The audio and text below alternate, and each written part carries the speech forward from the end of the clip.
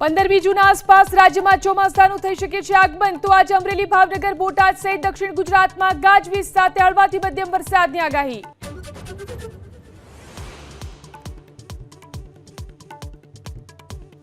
કોરોનાના કેસે ફરી પકડી રફતાર। દેશમાં એક્ટિવ કેસનો આંક 3300 ને પાર। 24 કલાકમાં 4 લોકોના મોત।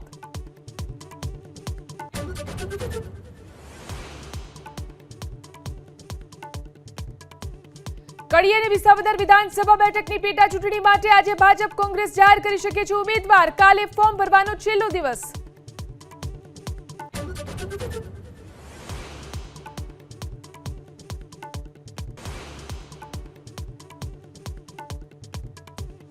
પૂર્વોત્તર રાજ્યમાં આકાશી આફતથી વધી મુશ્કેલી। અરુણાચલ પ્રદેશ, સિક્કિમ સહિત 6 રાજ્યમાં 27ના મોત। અસમ, મણિપુરમાં ભારે વરસાદથી પૂરની સ્થિતિ।